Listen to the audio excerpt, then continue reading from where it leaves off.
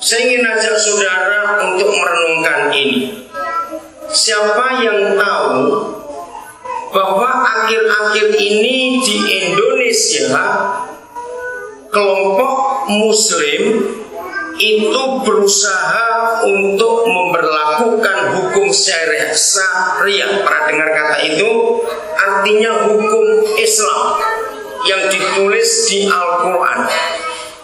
Nah, kalau mereka diberi kesempatan oleh pemerintah untuk menjalankan hukum Islam, maka seharusnya di tanah Kristen ini, gereja atau orang-orang Kristen harus memberlakukan hukum firman Tuhan.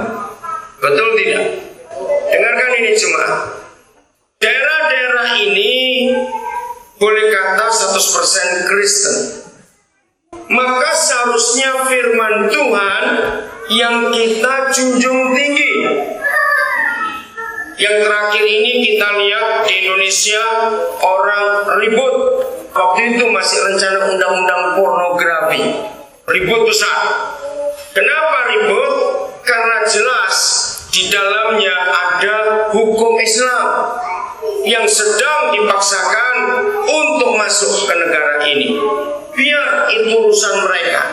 Tapi kita sebagai gereja seharusnya memperlakukan hukum firman Tuhan. Katakan amin.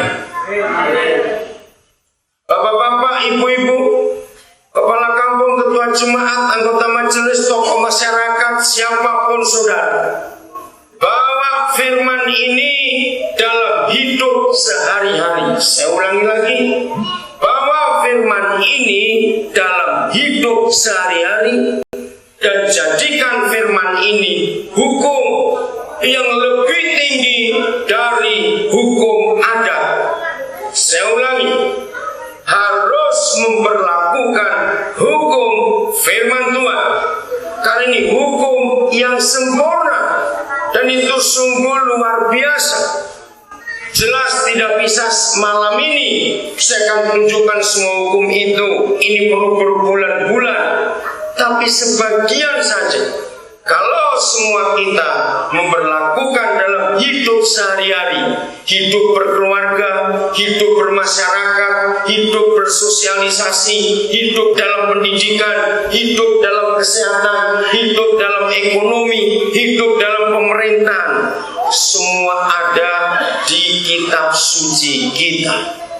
Dan ini hukum yang tertinggi di antara segala hukum. Sebab Musa, Nabi Musa adalah orang yang pertama di dunia yang menerima hukum. Sebelum Musa tidak ada hukum di dunia ini. Istilahnya kanibal dulu. Hukum rimba, siapa kuat dia menang. Jadi seluruh dunia mengakui dan percaya Musa adalah orang pertama di seluruh dunia ini yang menerima hukum. Sehingga 5 kitab Musa, Kejadian sampai Ulangan, itu 5 kitab merupakan akar sumber dari seluruh hukum pidana dan hukum perdata di dunia ini. Entah itu negara Islam, negara komunis, negara demokrasi, negara apa saja, maka mereka mengacu kepada 5 Taurat Musa ini. Kalau kita sebagai gereja Tuhan memiliki kitab undang-undang, kitab peraturan hidup, kitab yang merupakan hukum tertinggi, lalu kita dalam hidup sehari-hari tidak menggunakan, maka kita salah di hadapan Tuhan. Sing pesan pada Bapak Kepala Kampung, Pak, ini ketiga kali saya ke Kuati sore dan tidak pernah ketemu Pak Camat. Saya masih ingat pertama kali saya ke Kuati sore, saya tanya pada berapa saudara waktu itu di pantai, kami sambil isi minyak. Mereka berkata, orang Buton lebih rajin mengunjungi kami daripada camat kami. Saya tidak tahu sampai sekarang masih begitu atau tidak. Itu sebabnya Bapak Kepala Kampung yang diharapkan sebagai bagian pemerintah, kami besar lakukan apa saja dalam memutuskan perkara di kampung ini. Buka kitab suci kita. Ada hukum dan peraturan yang luar biasa di dalam. Dengarkan suami-suami, dengarkan istri-istri, dengarkan anak-anak.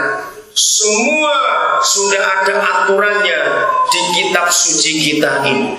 Kalau suami istri hidup dalam mentaati hukum-hukum Tuhan ini, rumah tangga pasti aman, bahagia, tidak ada percekcokan, pertengkaran, tidak. Kalau suami istri hidupnya menurut firman Tuhan, anak-anak bahagia. Kalau anak-anak bahagia, mereka pasti pintar kalau sekolah. Karena kalau mereka belajar, tidak dengar ribut-ribut di rumah. Anak yang pintar sekalipun, kalau tiap hari atau seminggu 3 kali atau sering dengar ayah ibunya bertengkar di rumah, bagaimana mereka bisa belajar dengan baik? Uang yang didapat dari hasil kerja sebesar apapun tidak akan bisa dinikmati di keluarga kalau suami istri bertengkar terus. Akhirnya apa? Anak-anak tidak betah di rumah. Secara logika menyedihkan. Maafkan saya kalau saya katakan ini. Sebuah kecamatan atau distrik, sekarang istilah baru di pemerintahan Papua ini, belum ada SMP. Belum ada Pak SMP di sini. Ini menyedihkan sekali. Padahal dalam peraturan pemerintah di kota kecamatan harus ada SMP. Berarti semua camat yang terakhir kepala distrik tidak pernah berjuang untuk itu. Maaf saya berkata, lebih baik ganti kepala distrik yang akan memperjuangkan nasib rakyat ini. Seharusnya gereja yang maju, sebab saudara adalah 100% di sini. Kenapa tidak berjuang untuk adakan SMP? Karena kalau kota kecamatan tidak ada SMP, saya ingin tahu di kecamatan Potisori ini, kecamatan apa? Jawa Potisori? Jawa. Ada berapa desa? 4 saja. Dari 4 desa ada berapa kampung? Oh, termasuk 4 itu saja. Bayangkan kalau sampai 4 kampung atau 4 desa ini tidak ada SMP, tidak semua anak-anak kita bisa melanjutkan ke kota.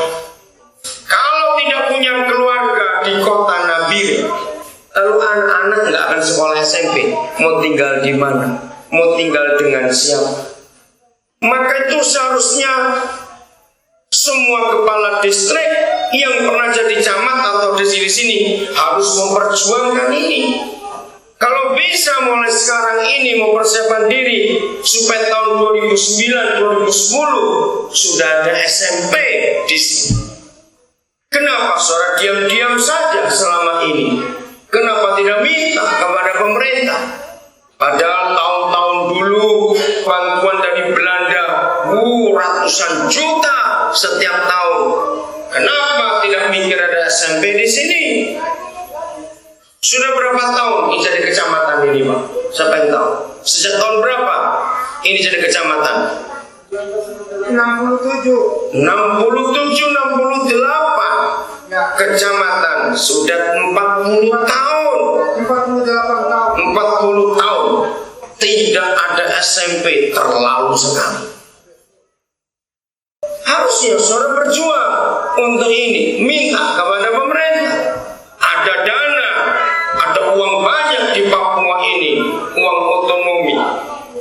Maka itu kalau pejabatnya suka mabuk dan tidak mau tinggal di kampung, ganti saja, minta kepala distrik yang baru. Daripada dia cuma terima gaji saja, tapi tidak ngurus rakyat di sini. Untuk apa? Dia Kristen lagi kalau saya dengar tadi. Itu Kristen yang munafik.